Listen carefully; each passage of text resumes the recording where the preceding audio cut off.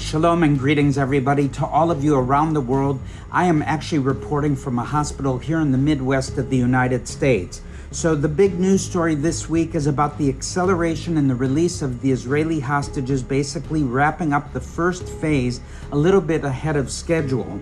There's good news and also some bad news as well, since this means that on Thursday the remains of 4 hostages who were murdered in captivity were returned to Israel today. This includes Oded Lipschitz, Shiri Bibas, and her 2 infant sons, Ariel and Kfir. It was a very, very sad mourning day in Israel, but as usual, we carry on and move forward. Meanwhile, surprisingly so, Egyptian troops are amassing in the Sinai near the Israeli border, sparking worries of a new front. Also, Iranian generals issuing dark warnings that they're ready to respond to any threat despite no one actually having pursued them right now. But as Proverbs 28 says, the guilty man flees even when he's not pursued. All that and much more is just ahead on this week's edition of VFI News.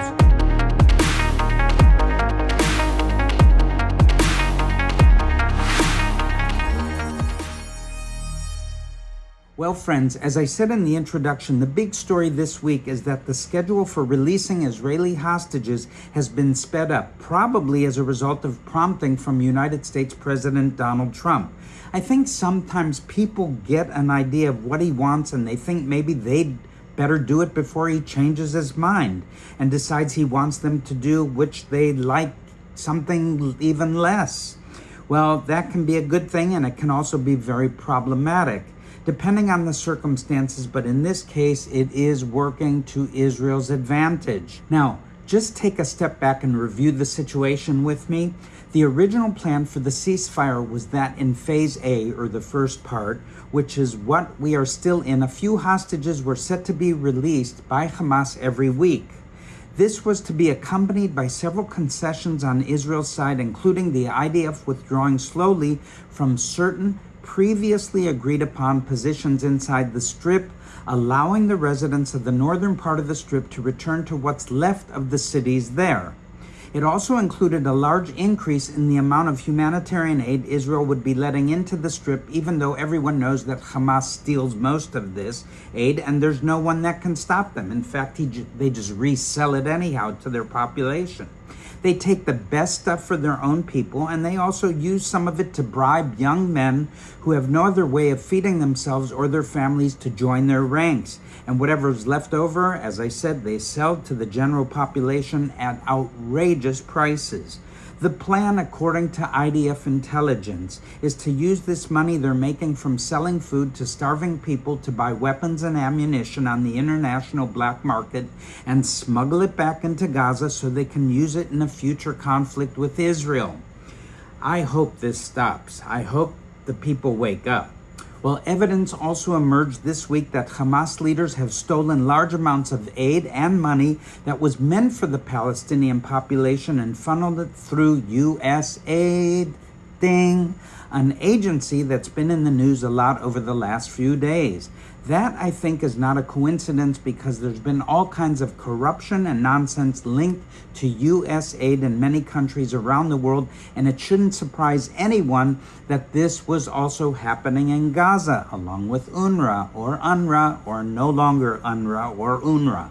But let's take a moment and think about how amazing it is that even after everything the people of Gaza have suffered because of this war that Hamas started, all the Hamas leadership can think about is getting ready for another war. That's what we're dealing with here, friends, and it's obviously demonic. So I'll ask you to join me in praying for a better future for Jews, for Arabs, and everyone else who lives in our region. Now, getting back to Israel's concessions that are being made in exchange for the hostages, Israel is also releasing large numbers of terrorists from Israeli prisons. Don't forget that. Many of these guys and gals were in jail for the very excellent reason that they were convicted of murdering Israelis, or in some cases, other Palestinians or Arabs. Some of them were in prison for many years, while others were arrested just in the last few months in Gaza and elsewhere. There is a very high likelihood that many of them will return to terrorism or crime. I think somebody estimated 80% of terrorists return to terrorism. But here is also the chance that some of them might have even seen the light during their time in prison and realized that it's better to get a job, raise a family, and in general live out the rest of their days as a productive, contributing member of society. That's a nice way to say, though I doubt it. Of course, I'm being slightly sarcastic here, as that almost never happens, but as we say in Hebrew, tamid yesh tikva, there is always hope. Now we have this new situation where they appear to be willing to speed up the process even more. As I said before, on Thursday, they handed over the remains of 4 hostages.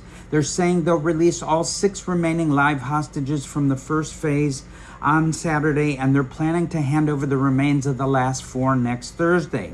They have also put a whole new proposal on the table for all the remaining live hostages to be released at once in the next phase. And it's not entirely clear what they plan on asking for in exchange for this. My guess is that they'll simply ask to be allowed to remain in control of the Strip. Now I'm going to switch to my usual commentary mode for a moment because U.S. President Donald Trump has said that he'd like to own Gaza and assist the population to emigrate. In other words, fly away, while he sends in teams of engineers to demolish all the destroyed buildings, tunnels, etc., so that he can rebuild it. In the process of doing this, they'd also need to deactivate a large amount of unexploded ordnance that was fired in the war but didn't explode on impact. Now that's a problem that has to be addressed after every single war, by the way. Northern Israel is full of areas that civilians aren't allowed to enter because there are mines that were buried there back in the 1960s and the 1970s, and there's many other examples of this. So just imagine all the unexploded ordnance that's lying around in Gaza, and you get an idea of what's going to have to be done in order to make it safe for people to live there again. Now, that's going to cost a lot of moolah, money, and Trump has already said he doesn't think America should have to pay for it. That leaves us to wonder who will be paying for it, and even if it's seriously realistic. There are places in Europe like Verdun in France where there's so much unexploded ordnance left over from the battles that took place in the 2 world wars that they were simply abandoned. The demilitarized zone between North and South Korea is another example of an area that has simply been uninhabited for decades because it is too dangerous simply for people to live there. Maybe that's the best solution for Gaza. Let the people leave. Some Israeli politicians from the national religious camp say they want to go in and rebuild settlements there, but frankly, I think that'd be more expensive than it's worth and not just in money. In any case, the big regional players like Egypt, Saudi Arabia, and Jordan are trying hard to find an alternative plan to what Trump has proposed. And they've also made it very clear they don't want to accept any refugees from the Gaza Strip. In Jordan's case, it's hard to blame them, as this is a very poor country that looks big on the map, but it's mostly desert and there's barely enough water to support the population that already lives there. That's leaving aside the cultural problems, which would take too long to explain, and I've done this through a historical analysis in a previous VFI news video. But Netanyahu made what I think is a very good point this week when he said that Gaza is often referred to as an open-air prison, and that's never been true, but even if it was, Israel is now offering to open up the gates and let out anyone who wants to leave. Bye-bye. But the response of the world is to accuse Israel of ethnic cleansing and that demand that those people be allowed to stay in Gaza, even though that's clearly not in their best interests, and many of them do want to leave, actually. All of this is to say that I don't really think President Trump's plan to own Gaza without paying for it is going to work in the long term, and I kind of wonder if he even really expects to.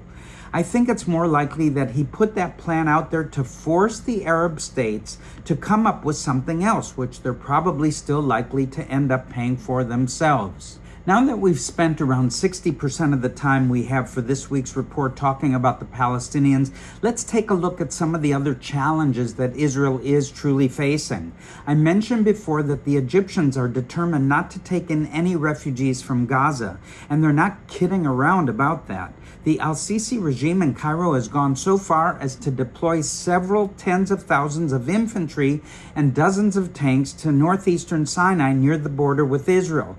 They're sending sending signals that they mean business when they say they won't allow Gaza's residents to be evacuated. And they're also indulging in a long-held fantasy of going another round with Israel, even though all the previous rounds went so poorly for them.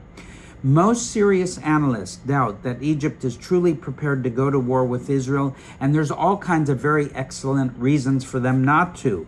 But Israel must nonetheless be prepared for the possibility that this will in fact happen. This is forcing the IDF to divert resources and people from other fronts and leaving us exposed to danger from other areas. This includes southern Lebanon, where the IDF pulled out according to the scheduled ceasefire agreement on Tuesday. However, the IDF remained in 5 positions a few hundred meters inside Lebanese territory where it's necessary.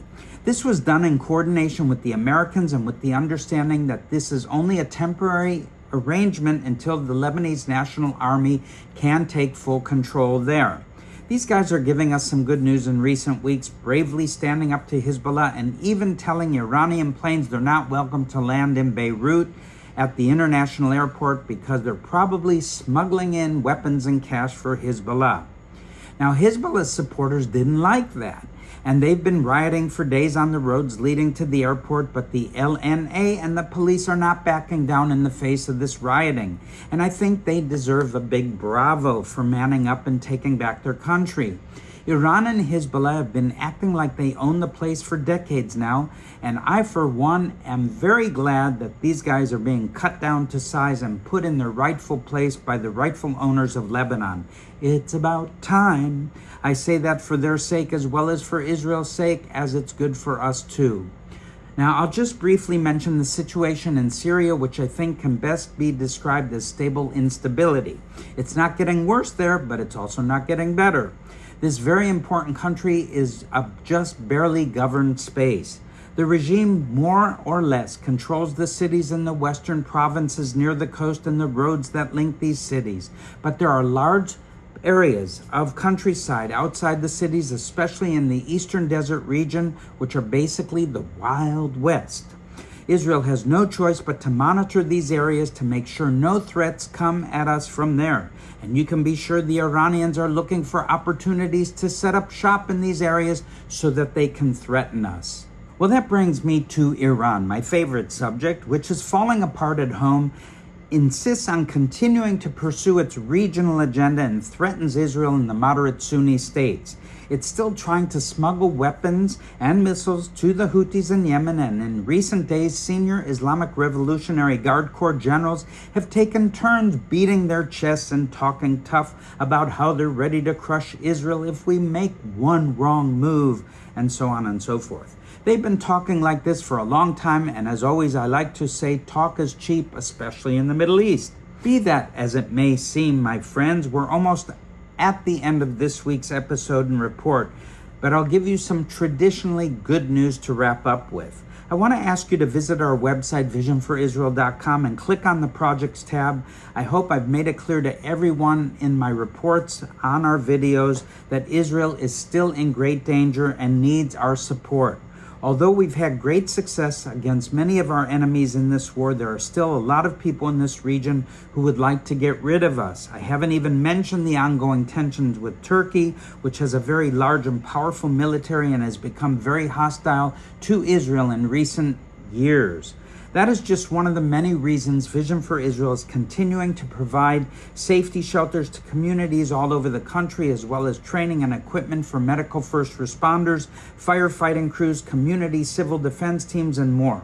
We're also providing assistance, financial assistance, to all kinds of hundreds of families all over the nation of Israel, back in the southern region, the northern region of Israel, and in the central region. We have many thousands and tens of thousands of poor and needy people in this day and age. So please go to visionforisrael.com and click on the Projects tab. And while you're at the website, be sure to sign up for our newsletter so you can get updates from us every week. And you can also subscribe to this YouTube channel, and we also have a presence on other social media platforms such as Facebook and Instagram. Now we've come to the end of this episode and this program, and we'll end with some good news. And that good news goes like this.